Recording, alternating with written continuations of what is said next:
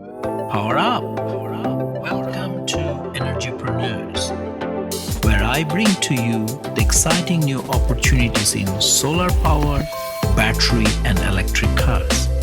I'm your host, Sohel Hasni. I have been tracking and analyzing these technologies on LinkedIn and Twitter for more than 10 years. Now we meet on podcast. Philippines has been quite active and pioneering in within Southeast Asia for climate action, but still a lot of challenges remain. So today we discuss with Ping Manongdo about some of those issues. What are the recent incentives coming to help people invest into climate change? We talk about topics like how public transport, electric vehicle can be made more affordable. I pick up my pet topic saying, come on, why can't we retrofit electric vehicles? There are so many electric jeepneys in the Philippines. Why do we need to bring a brand new one? It preserves the culture of the Philippines. Can we just retrofit? Is it possible? I understand there's a concern on heavy weight, but can we do a battery swap? Because these cars don't go very far in a given setting because the average speed still could be about 12 kilometer an hour. So please come and join me and Ping to find a bit more about this whole topic. Thank you so much. Hi, Ping. Good morning. Good morning. So, I know you're a climate champion in the Philippines. thank you. That is a very kind way of putting it. I am Ping Manongdo, and I'm a country director for Eco Business in the Philippines. Eco Business is a media organization.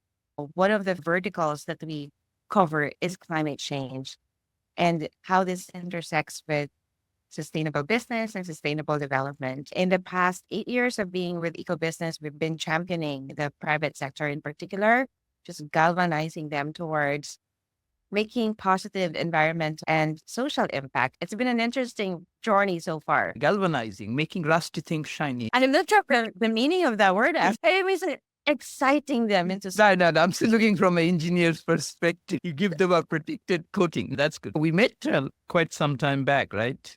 That's correct. I remember I was a journalist when we met, and I asked for an interview with you. Obviously, that was on the intersection of climate change, energy, as well.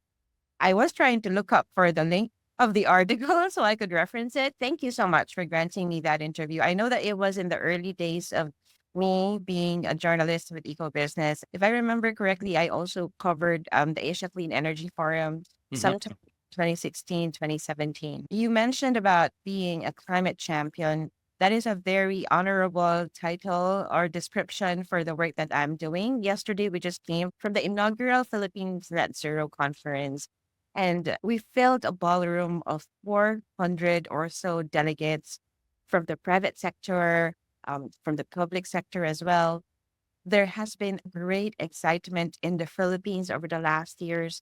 In the past 2 years alone, we have passed a lot of climate legislations. Yesterday at the conference, we had the congressman who leads the technical working group in the Philippine Congress for the low carbon economy investment. And it's very heartening to hear from him. He was rallying the private sector to support the low carbon economy transition. We also had the Climate Change Commission secretary, who's like the climate ambassador of the country, Secretary Robert Borge, spoke to us, acknowledging the important role of the private sector in advancing the climate agenda in the country. From the time I was a journalist, publishing and not knowing if somebody was reading my article or making sense out of what I was saying, the progress has been tremendous since then. Yes, but I think still a long way to go. If I look through my window, I see 3 rooftop solars. There are, on the positive side as well, there's tons of electric cars are coming. So the excitement Philippines has one of the best in RE law, right? That's so true. And we made progress, but still a long way to go. From the perspective of a media practitioner that has seen the landscape, I can say there is progress. From the perspective of a climate champion such as yourself, you can say, this is not enough. We got to do more. We got to make a bigger uproar about the need to transition, the need to install more rooftop solars. But yes, there are conversations around meeting net zero by mid-century among the businesses already. With the upcoming low carbon investment economy bill, the private sector is starting to prepare themselves to engage with this law. Either they will choose the internal carbon fund, or what they do is there's the mechanism that the Congress introduced is that if you are a polluter and you already maxed out your cap or allow, then you either buy, as in, or you allocate whatever tax you would have paid into your internal renewable energy or clean technology investment. So something like this is a self-correcting modality that they also are introducing, because there's a carbon tax, the ETS, where you buy from the carbon market or trade emissions with a lower emitting entity. But now the Congress has introduced in this new Low Carbon Economy Investment Act a third pathway, which is an internal carbon fund. So I guess in a nutshell, it just gives the private sector flexibility in terms of how they could engage so that they the first steps towards decarbonizing their operations. And yeah, it can't happen fast enough. We're not Singapore in that sense, because Singapore already has a very aggressive carbon tax in place. But I think, to credit the Philippines, it's different for local context. For example, was listening to Secretary Borge yesterday, and he did emphasize that we are a developing economy. I guess he's applying that common but differentiated principle in that sense. Like, our steps towards our net zero progress, our climate progress has to be differentiated, because we are also aspiring to meet some development goals. But of course, Sohail, I would say, from your perspective, we always have the narrative that development must decouple from polluting energy sources. Development must decouple from climate impacts, right? But we're going to get there. I believe we're going to get there. We have to appreciate Singapore is rich, Singapore is small. So you cannot compare Philippines. It's a diverse economy and income levels are not the same. One thing that intrigues me, that helplessness in a way, because I was in a taxi, even I think yesterday or day before, and this gentleman was explaining, okay, there's a rain, one of the bypasses in Shaw will be flooded. It floods all the time. My house floods all the time. That's the reality. What can I do? I want to change my car to electric, but I can't afford.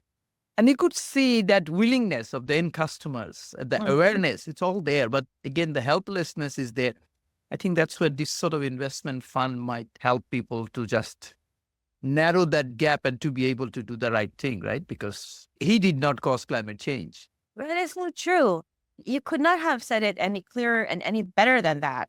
And I love it, because your perspective, Sohail, just ties together how climate really impacts everyday folks like you, like me. If there is an investment fund that will help me retire my petrol vehicle so that I could switch to electric vehicle, I'll be the first in line. The reality is that things are not as accessible. Let's talk about the flooding in Manila. Every time I come to Manila and it starts to rain, I'm afraid, because just a month ago, I got stuck. Remember, there was a big storm, and then NLEX, our main expressway, the North Luzon Expressway, there was a very long line. There were lorries, cars with families, cars going home up north, because I live in Baguio City, that couldn't pass. Just before we entered NLEX from Quezon City, where we were supposed to be exiting, I told my husband, we can't go to NLEX. We have to stay here and find any place we can bunk in. I'd rather bunk in somewhere than get stuck in the middle of a storm in a highway that's flooded, right? So that was a gripping fear. And we deal with that. Can you imagine? We're normalizing flooding now, accompanied with rain. That is everyday reality indeed. Obviously, in the business space, when we talk about the Low Carbon Economy Investment Act and engaging with it, it's a bit in the high level, like you're in securing your investments, making sure you don't put money into assets that will be stranded in 5, 10 years, right? How will this impact Filipinos, the everyday Filipinos? The impact from big corporations would extend into their supply chains, because the likes of conglomerates like Ayala, in my count, if this data is still accurate, they have around 250,000 MSMEs in their value chain, right? Mhm. Well, if you happen to be a business owner engaged in these corporations and you also have families, then yes, sure, you will be able to perhaps see some economic incentives by making the transition alongside these big corporations transitioning as well. But if for the everyday Filipino, Sohel, I'd love to have a conversation with you. Your vast experience in the developing world, coming from ADB, 22 years.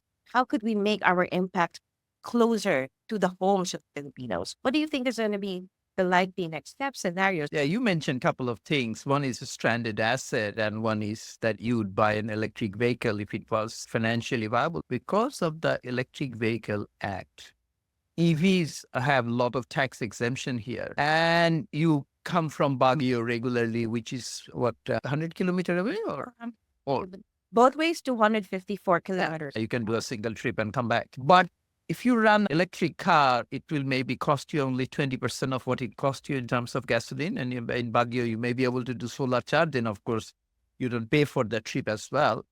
And then what happens, second thing is the stranded asset risk. Because if you buy a brand new gasoline car right now, in 5 years, when you try to sell, you will Wow. lose a huge value because electric Right. cars are coming fast and it's not going to stop. I have an EV in Sydney. So that's why somehow I'm a part of the electric vehicle car owners in the Philippines, a group. I attended few things. It is coming. BYD has a huge market share and even the taxi drivers talking about it. But where the low carbon investment fund you mentioned is important to help fleet owners to change, to help others to do large scale, saying, okay, I want to change all the taxis, or I have public fleet, I have 500 cars. I need a bit of funding. How do we help large banks like land banks of the world to provide a leasing product, lease to own or just lease? So those financial engineering has to happen. But I'm quite excited about things the way are moving. Yes. Hey, thank you. I'm very happy I asked you that question. Now I'm very enlightened as well. And so here, to your point, remember that we have the Jeepney Modernization Act. Like you phase out our wartime era powered, and that has been a very controversial and contentious journey because some of our jeepney drivers, but they do want the technology, they do want cleaner Euro 4 technology or electric technology. But as you mentioned, the access to capital, I believe in my last conversation, one unit already cost 3.4 million. Oh, it's a Jeep, they call it, but it's really a minibus. It's a minibus. And not all the jeepney cooperatives could afford it. So that's why, while there is progress, I would say, even in Baguio City, there is progress. Affordability is a question. And what to do when you already retire, the current, we don't know what to do yet. As far as the commuting public is concerned, they do like it as an option, especially in Baguio City. We have a big challenge in terms of air pollution in the main routes for the public utility vehicles, right? We like it because there's lesser tailpipe emissions. But again, we talk about accessibility, and you're just addressing the drivers, the public utility jeepney drivers, just one sector. So I do hope, as you mentioned, that there could be a lot more financing to make these accessible. I do not know under which bucket it should belong, because right now the Philippines was already approved to be the board of the loss and the damage fund. We're talking about the tractor you spoke to who gets flooded every single time there's rain or there's typhoon. We've talked about the driver also of a jeepney who can't transition just because funding is inaccessible for the electronic jeeps or the Euro 4 jeeps, right? There are solutions, there are ideas, but it seems the access to funding is not as fluid as we wish. Yeah, I have strong views on things. I put together that e-trike project almost a decade ago, 2011, 12. Electric tricycle, 100,000, never happened. It got changed. Maybe we were ahead of time. That's what people tell me now. But on the hindsight, we could have done so much better. And look at Boracay, 100% electric tricycle, right? So that's my success in a way. We just played with a lot of mindsets. We help the mayors to understand. Now, when I ride, it's amazing. My approach to the jeepney project that you mentioned, I think it's a market failure issue because the government created obligations to people to change without selling as an opportunity. And Euro 4 should not be there. It should be 100% electric, if you ask me. And you go to the global market, Clean Technology Fund, all the climate funds saying, we are thinking of Euro 4, but we'll go electric if you give me the delta. That cost is a grant because it's a global public goods. And then a lot of money with Land Bank and many other areas, Asian Development Bank, my former employer, World Bank, everybody is keen to do a large project.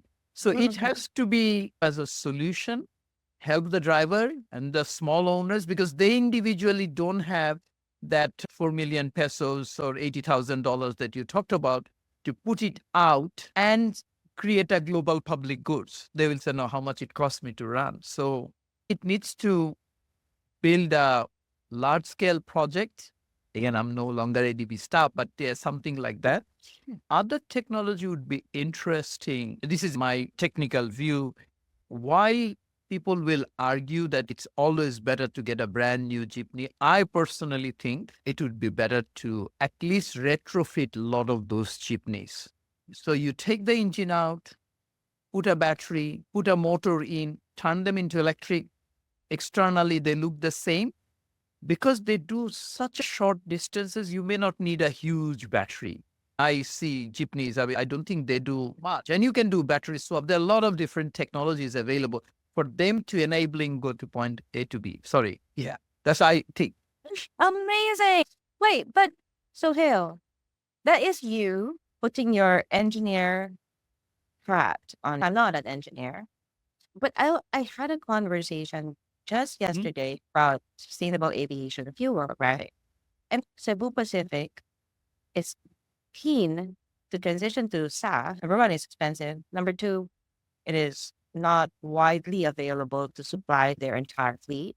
Also, when you get the fuel, you have to change the engine, some parts of the plane, the training of the pilot, the training of the mechanic, the training of everyone else. And so just relating that to changing the engine of the existing jeepney fleet so they can still look like your original traditional jeepney. Is that That's much easier to do than playing with the planes. It's very simple because if you Google, there are a lot of people globally doing that. You can buy kits, but those are happening with the hobby cars, expensive cars.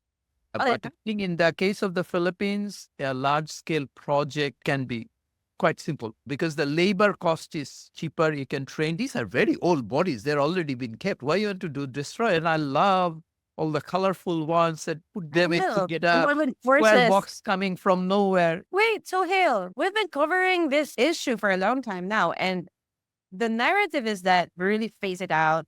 There's nothing to do. It's junk. So this is revelatory for me. You give me a mayor, I'm sure I know people that we can come and do a pilot somewhere. You introduce a meeting, on a serious note, this can be done. That's amazing. Well, I didn't think of that because really the narrative is what can you do with the waste? Where do we put the waste? And now you're saying we can just retrofit it. And that's amazing. I have written quite a number of ADB blogs before I left the bank and also in different occasions. I personally think retrofit is the way, even for electric vehicle per se, because what happens, people say, oh, you have an old car, it's gasoline guzzler.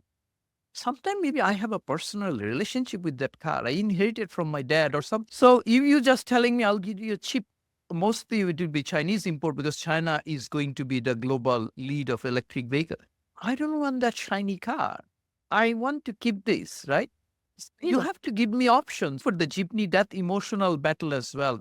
You cannot just tell people, get rid of your jeepney, I'll give you something, it's cost you more, and it's uncertain technology. That's why it's not happening. That's true, especially for intergenerational ownership, right, of a jeepney. My father was a jeepney driver.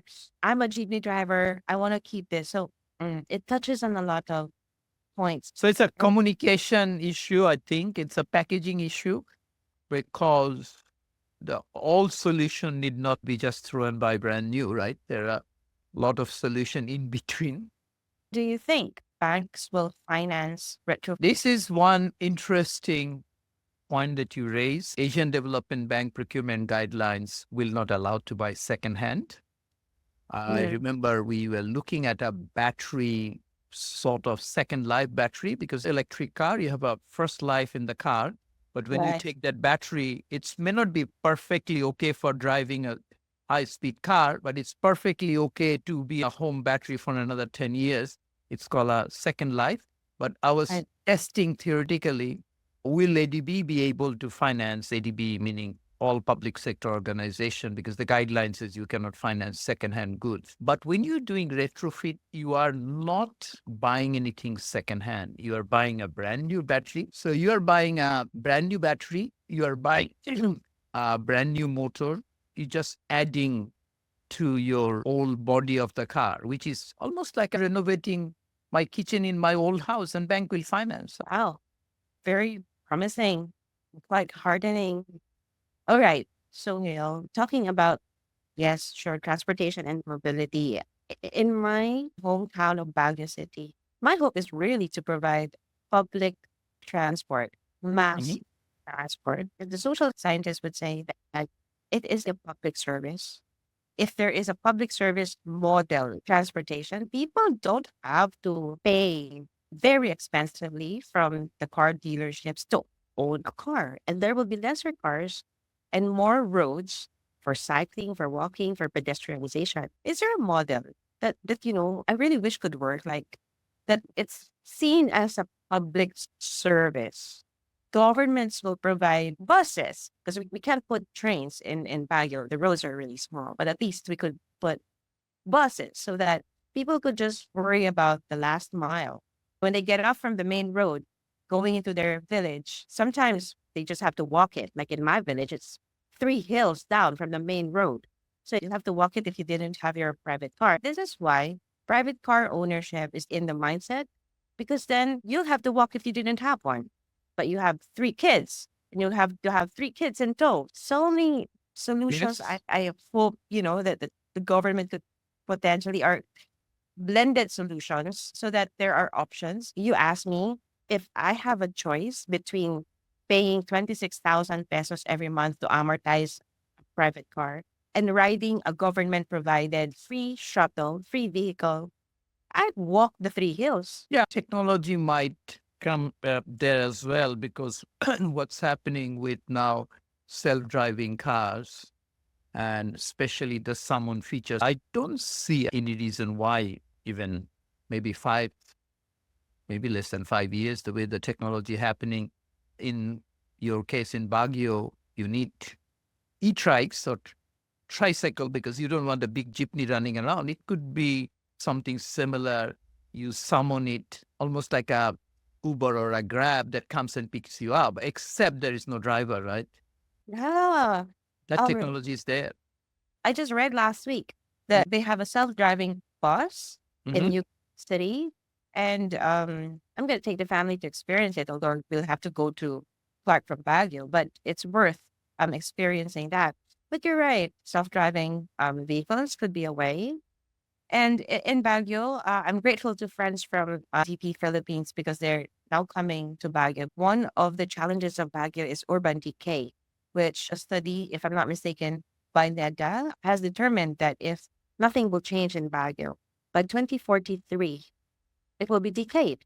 Like over urbanization or over utilization of resources, that's not anymore there. Water, land, etc.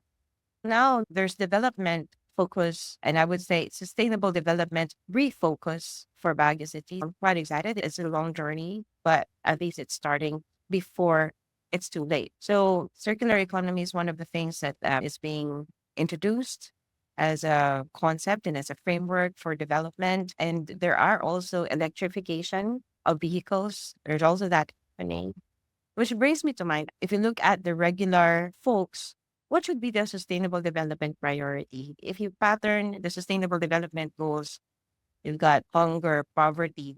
We're not talking about just yet mobility or even climate impacts, although climate impacts will cut most. But it's really closer to the gut. hunger, poverty, ending inequality, right? So that's why I was thinking about mobility, transportation as a public service, because then it will really serve the underserved. It will really serve the sectors in society that are most affected by the social development challenges. Completely agree. But where I was coming from, if you can transport anything from point A to B at 80% less cost, everybody benefits because produces most of the vegetables and greens that come in Yes. Metro Manila, right?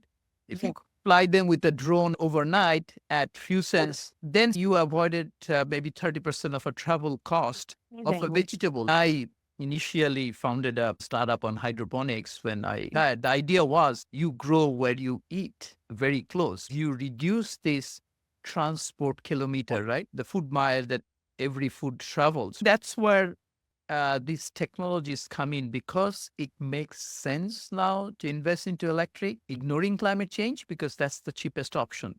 It makes sense to put a solar panel up because solar generation is the cheapest globally almost now than building a coal plant. Like yesterday, I was discussing with someone who said the best option for storage is still pump storage. I said, yes, but, and he agreed, saying, if I make a decision on pump storage project, it will take me 7 years build. By that time, maybe I'll be a stranded asset because batteries are way cheaper. So that's where we are. Then I don't think we should just rely on governments.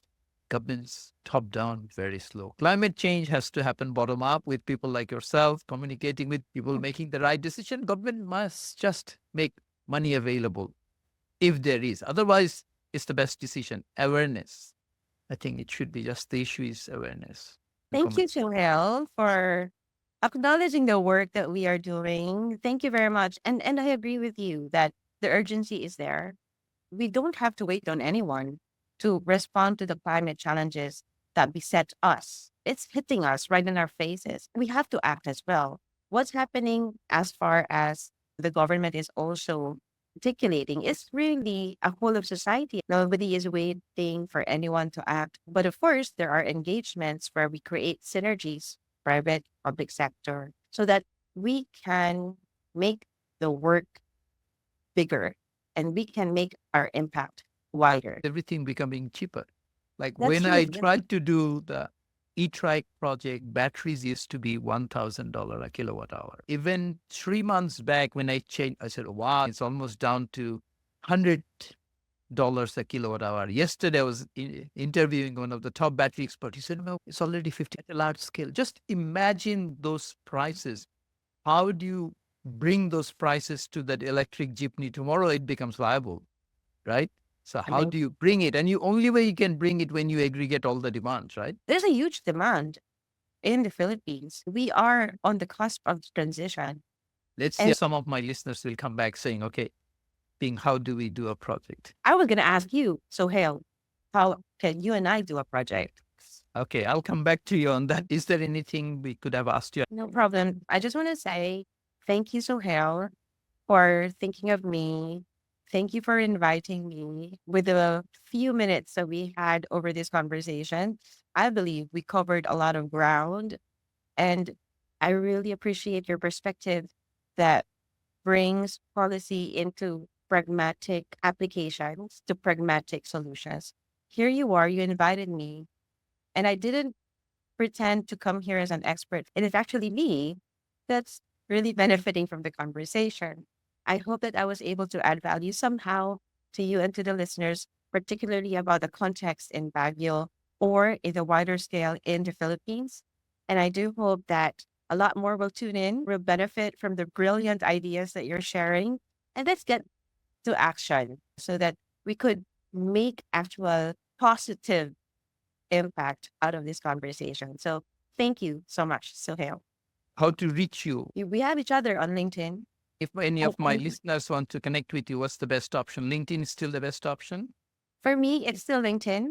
So I am Ping Restore Manongdo on LinkedIn. And on my email, it's ping.manongdo, that's Manongdo at eco-business.com. Thank you so much. We hope you enjoyed this episode of Energypreneurs. To continue listening to this conversation, please visit us at Energypreneurs. Thank you. See you next time.